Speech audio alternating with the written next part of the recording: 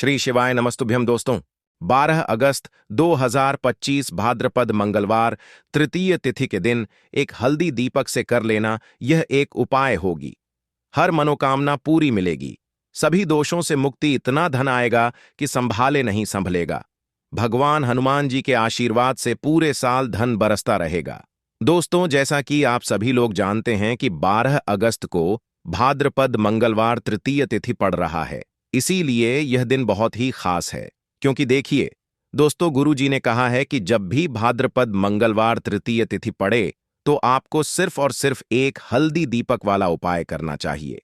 यह उपाय इतना खास है कि अगर आपने सही मुहूर्त पर सही क्रिया अनुसार एक हल्दी दीपक वाला उपाय कर लिया, जो प्राचीन काल के समय का महा उपाय है, तो मान के चलिए दोस्तों, भगवान हनुमान जी के आशीर्वाद से आपके जीवन का कितना ही बड़ा दुख हो, उससे आपको मुक्ति मिल जाएगी। आपकी कोई भी मनोकामना हो, मान लीजिए आप नौकरी की तैयारी कर रहे थे, आपकी नौकरी लग जाएगी, आपका बंद पड़ा व्यापार चल पड़ेगा। जिस बीमारी से आप बहुत दिनों से परेशान थे, उस बीमारी से आपको मुक्ति मिल जाएगी। आपके जीवन में धन आना शुरू हो जाएगा। आपके जीवन में धन आने के सारे रास्ते खुल जाएंगे और मान के चलिए दोस्तों, फिर आपको किसी भी प्रकार की परेशानी का सामना नहीं करना पड़ेगा। इसीलिए दोस्तों, इस दिन आप लोगों को इस वाले उपाय को जरूर कर लेना है। भले ही आपने पूरे साल भर इस उपाय को ना किया हो, पर अगर आपने इस भाद्रपद मंगलवार तृतीय तिथि के दिन अगर इस वाले उपाय को कर लिया, तो आपको इस उपाय को करने का वह फल मिलेगा जिसकी आपने कभी कल्पना भी नहीं करी होगी। इसीलिए आप लोग इस एक हल्दी दीपक वाले उपाय को एक बार जरूर कर लेना, ताकि आप लोगों के हाथ से यह मौका ना जा सके और आपको इस उपाय को करने का फल मिल सके। दोस्तों, यह उपाय पंडित जी ने अपनी अभी की ही शिव महापुराण की कथा में बताया है, जो इस उपाय को आज हम आपको बहुत अच्छे से समझाने वाले हैं। इस वीडियो को देखने के बाद इस उपाय को समझने के लिए आपको कोई और वीडियो को देखने की जरूरत नहीं पड़ेगी। तो चलिए दोस्तों, उपाय को शुरू करते हैं। उससे पहले हे भगवान हनुमान, आपके इस वीडियो को जो भी लाइक और चैनल को सब्सक्राइब करें, उसके जीवन में कभी दुख दर्द मत आने देना। साथ ही साथ कमेंट बॉक्स में 5 ओम नमः शिवाय जरूर लिखें, ताकि भगवान हनुमान जी की कृपा आप सभी को प्राप्त हो सके। इसी के साथ मैं आप सभी को बता दूं कि आप लोग वीडियो को पूरा नहीं देखते हो, को काट काट कर देखते हो और गलत गलत उपाय को कर लेते हो, तो आपसे निवेदन है कि वीडियो को पूरा जरूर देखें।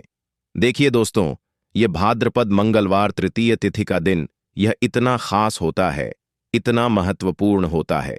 देखा गया है कभी कभी बड़े बड़े पूजा पाठ अनुष्ठान से जो मनोकामना पूर्ण नहीं होते, वह भाद्रपद मंगलवार तृतीय तिथि के दिन एक छोटे से उपाय करने से ही आपकी मनोकामना पूर्ण हो जाती है। और बहुत सारे लोगों ने इस उपाय को किया भी है और उनको इस उपाय को करने का फल भी जरूर मिला है। अगर आप लोग भी इस उपाय को करना चाहते हैं, तो आप इस उपाय को पहले अच्छे से समझ लेना, सुन लेना, उसके बाद करना। आपको इस उपाय का फल जरूर मिलेगा और इस उपाय को कर लेने से आपके घर में चाहे किसी भी प्रकार की दुख और समस्या क्यों ना चल रही हो, आपको उसका कारण भी नहीं पता है कि भाई यह समस्या किस कारण से चल रही है। उसका कुछ भी कारण हो सकता है, जैसे पितृदोष हो सकता है या किसी भी तरह का मंगल दोष भी हो सकता है। तो इस दिन आप लोगों को यह वाला उपाय कर लेना है। यह एक ऐसा उपाय है जिस उपाय को अगर किसी विशेष दिन पर किया जाए, तो भाई उस विशेष दिन का जो है वह तो हमें मिलता ही मिलता है, पर हमने उस दिन पर इस एक हल्दी दीपक वाले उपाय को किया है तो हमें उससे भी बड़ा फल मिलता है, और फल बहुत जल्दी मिलता है, क्योंकि आप इस उपाय को बहुत ही बड़े और विशेष दिन पर कर रहे हो। तो चलिए अब उपाय के बारे में बात करते हैं, लेकिन उससे पहले आप लोगों को यह जानना आवश्यक है कि आखिर यह उपाय किस समय करना है, किसको करना है और कैसे करना है। तो चलिए हम आगे आपको वीडियो में एक एक करके बता देते हैं। तो दोस्तों, इस एक हल्दी दीपक वाले उपाय को हमें इस भाद्रपद मंगलवार तृतीय तिथि के दिन कैसे करना है, किसको करना है, किस समय करना है और कहां पर करना है, ये सारे सवालों के जवाब आपको इस वीडियो में मिल जाएंगे। और जो यह वीडियो देखेगा भाई, उसको एक हल्दी दीपक वाला उपाय जरूर करना चाहिए, क्योंकि इस दिन शत्रुओं और किसी भी दोष, किसी भी बीमारी से मुक्ति पाने के लिए एक हल्दी दीपक का बहुत ही बड़ा और विशेष महत्व होता है। और जब बात आ जाए एक हल्दी दीपक की, तो यह सोने पर सुहागा वाली बात हो जाती है और यह एक बहुत ही बड़ा उपाय हो जाता है। अब दोस्तों, इस एक हल्दी दीपक वाले उपाय को आखिर करना किसको है? सबसे पहले हम लोग वह बात जान लेते हैं। तो देखो, घर की जो बड़ी माताएं बहनें होती हैं, उन माताओं बहनों में से कोई भी एक बड़ी माता बहन इस वाले उपाय को कर सकती है। और दोस्तों, अगर आप चाहे तो अपने घर में से सभी सदस्यों को भी इस उपाय को करवा सकते हैं। अगर किसी व्यक्ति की खुद की कोई मनोकामना है, खुद की कोई दुख और परेशानी है जो कि वह अपने लिए ही करना चाहता है, इस वाले उपाय को तो वह खुद अपने लिए भी कर सकता है। बाकी अगर कोई घर में से ऐसा है जो कि अपने पूरे घर परिवार की सुख और शांति के लिए यह वाला उपाय करना चाहता है, तो भाई वह भी कर सकता है। उसमें भी कोई दिक्कत वाली बात नहीं है। कहने का मतलब यह है कि इस उपाय को हर एक सदस्य भी कर सकता है और पूरे घर परिवार के सदस्य के लिए घर की बड़ी माताओं बहनों में से कोई एक माता बहन भी कर सकती है। माताएं बहनें अगर घर में उपस्थित ना हो या वह यह वाला उपाय ना कर पा रही हो, तो फिर घर का कोई बड़ा सदस्य भी इस एक हल्दी दीपक वाले उपाय को कर सकता है, चाहे फिर वह पुरुष ही क्यों ना हो। उसमें कोई भी दिक्कत वाली बात नहीं है। अब दोस्तों, एक हल्दी दीपक वाले उपाय को हमें करना कहां पर है? देखो, इस उपाय को हमें मंदिर में ही करना है। बहुत सारे लोग प्रश्न करते हैं, हर एक उपाय को करते समय क्या हम इस उपाय को घर पर या मंदिर में कर सकते हैं? देखो, तो इस वाले उपाय को आप मंदिर पर करोगे तो अच्छा रहेगा।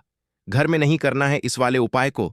उसके बाद में दोस्तों, जो अगला प्रश्न निकल कर आता है वह यह आता है इस उपाय को लेकर कि आखिर इस उपाय को हमें किस समय करना है? सुबह के समय करना है कि शाम के समय करना है? तो देखो, इस वाले उपाय को आप लोग सुबह के समय भी कर सकते हो और शाम के समय प्रदोष काल में भी कर सकते हो।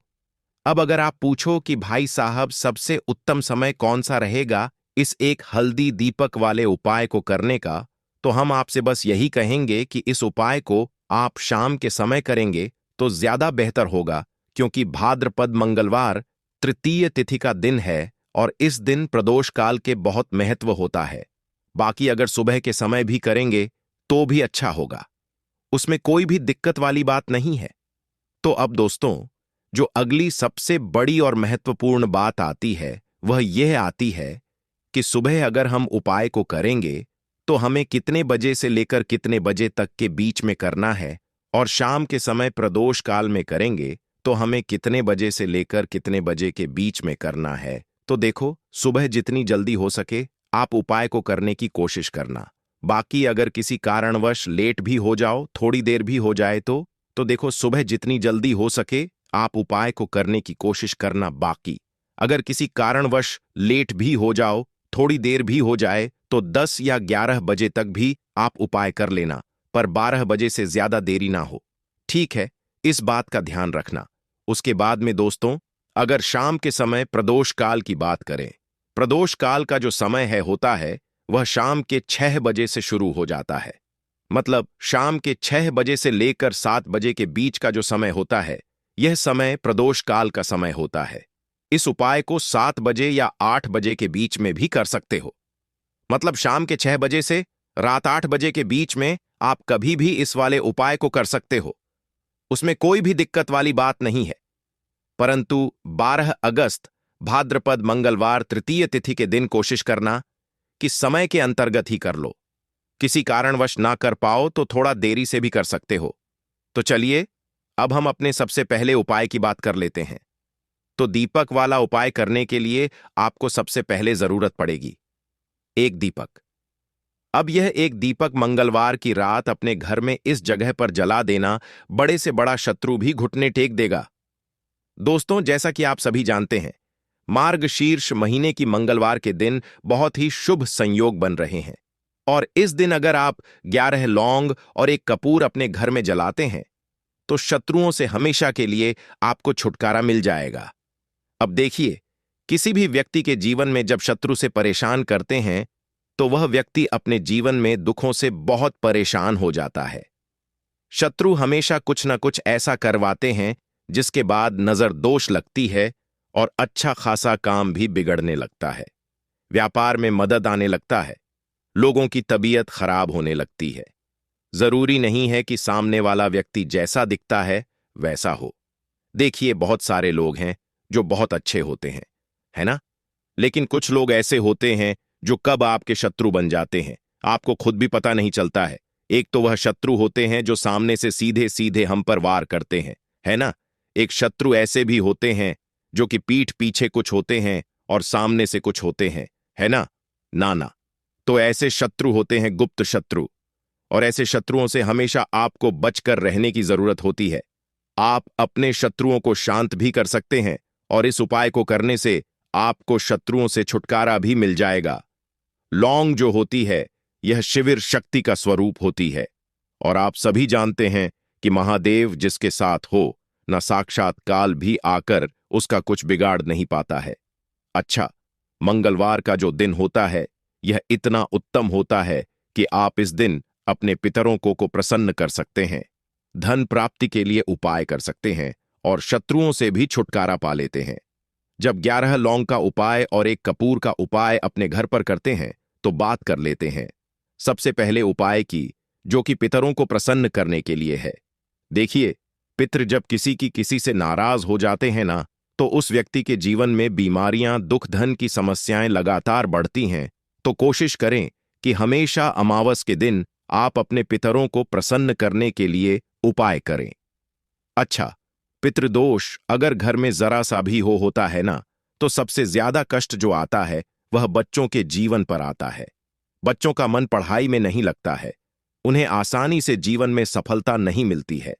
बहुत सारे लोगों के यहां संतान को लेकर बहुत समस्याएं होती हैं कि संतान नहीं हो रही है ना? तो पितरों को प्रसन्न करने के लिए आपको इस दिन क्या करना है कि सूर्य भगवान को अर्घ देना है। तो थोड़ा सा तांबे का लोटा अगर हो तो तांबे के लोटे में जल भर लें, वरना किसी भी लोटे में आप जल लें। उसके अंदर आपको क्या करना है, थोड़े से अक्षत के दाने डालने हैं, थोड़े से चावल के दाने, थोड़ी सी किसरी डाल लें। अगर लाल फूल है तो लाल फूल डाल लें और सूर्य भगवान को अर्घ दें। अगर भी आप जल चढ़ा देते हैं, अर्घ दे देते हैं, तब भी आपके घर से पितृदोष दूर होता है। तो जब भी आप मंगलवार के दिन सूर्य भगवान को अर्घ देते हैं, इससे आपके पितृ प्रसन्न होते हैं। साथ ही साथ अगर आप कर सकते हैं तो पीपल का जो पेड़ होता है इसमें भी हमारे पितरों का वास माना जाता है। तो आपको क्या करना है कि एक लोटे में या किसी भी बर्तन में आपको जल लेना है, उसमें थोड़े से आपको काले तिल के दाने डालने हैं, काला तिल डालना है। साथ ही साथ आपको क्या करना है, थोड़े से मिश्री के दाने डालने हैं, गुड़ भी आप यहां पर डाल सकते हैं। अब यह मीठा जल आपको पीपल के पेड़ में चढ़ाना है। आपके घर के आसपास जहां भी पीपल का पेड़ हो, आप मंगलवार के दिन सुबह के समय में पीपल की जड़ में यह मीठा जल चढ़ाएं और अपने पितरों से क्षमा याचना करें। साथ ही साथ दीपक अगर आप लगा सकते हैं तो पीपल के पेड़ के नीचे आपको दीपक जरूर से मंगलवार के दिन शाम के समय में लगाना चाहिए। पितरी आपके हमेशा प्रसन्न रहेंगे और कभी भी पितृदोष की वजह से घर में कोई दुख और कष्ट नहीं आएगा। तो बहुत ही उत्तम सा यह उपाय है जो कि पितरों को प्रसन्न करने के लिए है, और जीवन के दुख कष्ट जो हैं वह बहुत जल्दी दूर होते हैं जब आप हमेशा अपने पितरों को प्रसन्न रखते हैं। तो चलिए अब बात कर लेते हैं 11 लौंग और 1 कपूर घर में किस जगह पर जलाना है और इस उपाय को करने से कैसे आप अपने शत्रुओं से छुटकारा पा सकते हैं। शत्रु कभी आपको परेशान नहीं करेंगे। शत्रु चाहे कैसे भी हो, सामने से कोई व्यक्ति शत्रु है या गुप्त शत्रु है, हर प्रकार के शत्रु जो है यह शांत हो जाएंगे और चाहकर भी आपका कुछ बिगाड़ नहीं पाएंगे। तो देखिए, उपाय को करने के लिए आपको 11 साबुत लौंग लेनी है। एक भी लौंग खंडित ना हो, टूटी हुई ना हो। एक छोटा सा कपूर का टुकड़ा लेना है, जिसे कि कपूर की टिकिया भी बोलते हैं। एक कोई भी यहां पर मिट्टी का दीपक ले लें या पीतल का बर्तन ले लें। उसके अंदर 11 लौंग रखेंगे, एक कपूर रखेंगे, थोड़ा सा देसी घी इसके ऊपर से आप डाल देंगे। अब यह आपको मंगलवार के दिन रात के समय में, ठीक है ना? जब सूर्य अस्त हो जाता है उसके बाद किसी भी समय आपको अपने घर में जलाना है और इसका धुआं पूरे घर में अच्छे से दिखाना है। जितने भी कमरे हैं, जितने भी रूमर्स हैं, बरामदा, आंगन, ठीक है ना, बालकनी, जो भी आपके घर में है, सभी जगह पर आपको इसका धुआं अच्छे से दिखाना है। और साथ ही साथ आपको महादेव का ध्यान जरूर करना है। देखिए, जब भी आप अपने घर में यह लौंग और कपूर मंगलवार के दिन जलाते हैं, सबसे पहले तो शत्रुओं से छुटकारा मिल जाता है। कोई भी शत्रु कुछ भी करता है, वह आपके घर तक चीज नहीं पहुंचती है, आपका कुछ नहीं बिगड़ता है। दूसरी चीज कि जब भी लौंग और कपूर आप जलाएंगे, आपके घर पर कोई संकट नहीं आता है, आपके धन पर कोई संकट नहीं आता है, घर में कोई परेशानियां नहीं आती हैं और हमेशा आपके घर में सकारात्मक ऊर्जा बढ़ती है, पॉजिटिव एनर्जी बढ़ती है, जिसके बाद आपके घर में धन की देवी माता लक्ष्मी वास करती है। लौंग और कपूर जिस घर में कोई भी व्यक्ति जलाता है, विशेषकर मंगलवार के दिन, तो ऐसा समझ लीजिए इसके बहुत चमत्कार हैं, बहुत ज्यादा लाभ है। तो कोशिश कर कि मंगलवार के दिन रात के समय में किसी भी समय आप अपने घर में 11 लौंग और एक कपूर जरूर जलाएं। शत्रु जो हैं वह घुटने टेक देंगे और आपका कुछ नहीं बिगाड़ पाएंगे। साथ ही साथ धन की वर्षा भी घर में होगी और धन से जुड़ी जितनी भी समस्याएं आपके जीवन में आ रही हैं, बहुत तेजी के साथ आपके जीवन से दूर होती चली जाएंगी। तो चलिए अब बात कर लेते हैं अपने तीसरे उपाय की। और तीसरा उपाय है धन वर्षा के लिए और धन को बढ़ाने के लिए। बहुत सारे लोगों की यह समस्या होती है कि पैसा बढ़ता नहीं है। पैसा तो आता है घर में, लेकिन पैसा बढ़ता नहीं है। या कुछ लोग ऐसे भी हैं जो कहते हैं कि पैसा बढ़ेगा तो तब जब घर में पैसा आएगा, बिल्कुल से पैसा आना बंद हो रहा है। व्यापार दिन पर दिन खराब होता जा रहा है। नहीं समझ आ रहा, किसी ने कुछ करा दिया है या फिर घर में कुछ ऐसा है, वास्तु दोष है, नजर दोष है, जिसकी वजह से घर में तरक्की लोगों की नहीं हो रही है। ठीक है ना? बिल्कुल, व्यापार धंधा सब बेकार होता चला जा रहा है। जो भी व्यापार कर रहे हैं उसमें लगातार घाटा हो रहा है। तो यह उपाय आप करिए मंगलवार के दिन और फिर इसका चमत्कार खुद देखिए।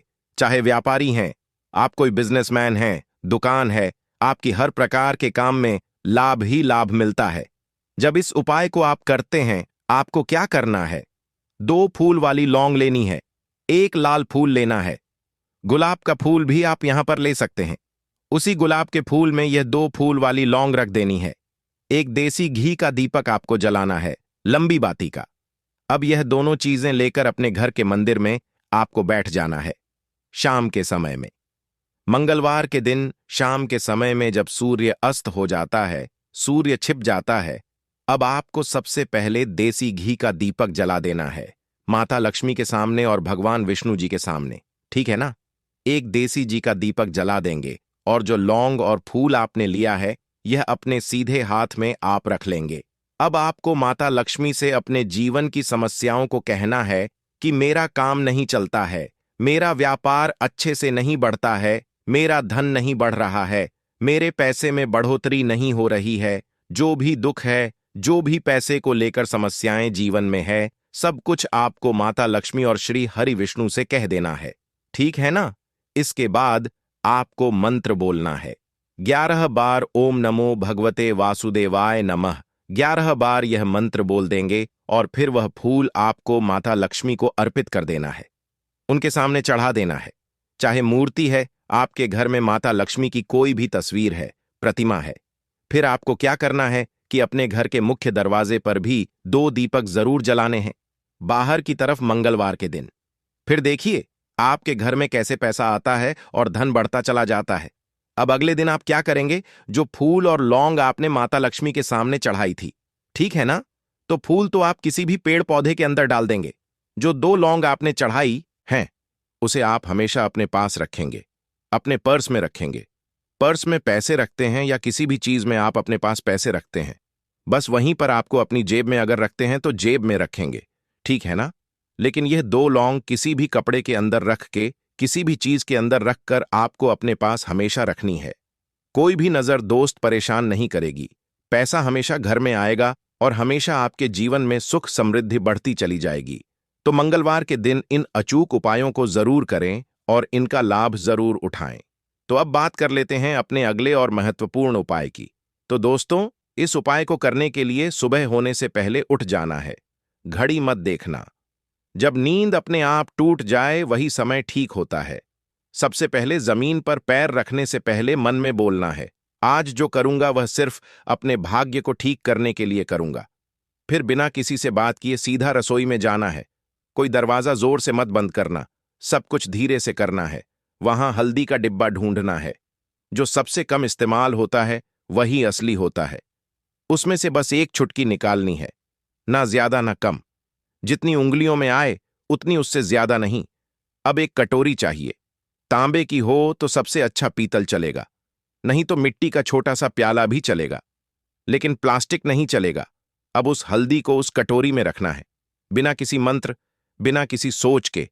बस हल्दी डालते हुए इतना बोलना है, जो पीला है वह उजाला है। मेरे जीवन में अब यही उजाला चाहिए और कुछ नहीं। अब एक सफेद कपड़ा ले लो, रुमाल हो या धोती का किनारा साफ हो, बस इतना जरूरी है।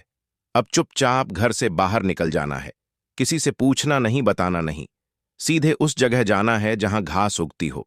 कोई मंदिर का पिछवाड़ा, कोई खाली मैदान, कोई तुलसी के पास की मिट्टी, कहीं भी जहां जमीन ने दूरवा को जन्म दिया हो। अब जमीन पर बैठना नहीं है, बस खड़े खड़े झुककर देखना है और धीरे धीरे दूरवा तोड़नी है। पूरी की पूरी नहीं, बस ऊपर की 3 पत्तियों वाली शाखा, एक नहीं, 2 नहीं, पूरे 21 तोड़नी है। लेकिन हर बार जब तोड़ो तब मन में एक बात बोलनी है, हे गणपति मेरी अटकी हुई किस्मत को काट दो। हर बार यही 21 बार। अब वह दूरवा रुमाल में लपेट लो और घर लौट आओ। अब जहां सबसे ज्यादा शांति हो वहां बैठो। मंदिर हो तो ठीक, नहीं तो दीवार का वह कोना जहां बचपन में बैठते थे वहां बैठ जाना है। अब कटोरी को अपने सामने रख देना है, दूरवा खोलनी है और एक एक करके सारी दूरवा उस हल्दी में डालनी है और हर बार मन में बोलना है, जो रुकावट है वह अब नहीं रहेगी। फिर उसी कटोरी को अपने दोनों हाथों से उठाना है, आंखें बंद करनी है और एक लंबी सांस लेकर उसे माथे से लगाना है। फिर बिना कुछ बोले, बिना कुछ मांगे, बस 5 मिनट तक मौन बैठना है। वह मौन ही सबसे बड़ी प्रार्थना है। अब उसी कटोरी में थोड़ा सा शुद्ध जल डालना है। अगर गंगा जल हो तो बहुत अच्छा, नहीं है तो भी चलेगा। पानी से हल्दी और दूरवा भीग जाए, बस उतना। अब कटोरी को सिर के ऊपर से 3 बार घुमाना है, पहले दाएं से, फिर बाएं से, फिर एक बार और दाएं से, जैसे कोई अंधेरे का घेरा काट रहा हो। और फिर उस कटोरी को लेकर चुपचाप घर से बाहर जाना है, किसी पुराने पीपल के पेड़ के नीचे या किसी बहते पानी में, नदी में। वहां जाकर वह हल्दी और दूरवा बहा देनी है, लेकिन ध्यान रखना पीछे मुड़कर नहीं देखना है। जैसे जो छोड़ आए वो अब दोबारा जिंदगी में लौटे नहीं। फिर लौटकर घर आना है, हाथ मुंह धोना है, लेकिन ना कुछ खाना है ना पीना है। कम से कम दोपहर तक कुछ नहीं, सिर्फ मौन रहना है और मन में एक बात टिकाए रखना है, अब जो होगा वह मेरे लिए सही होगा।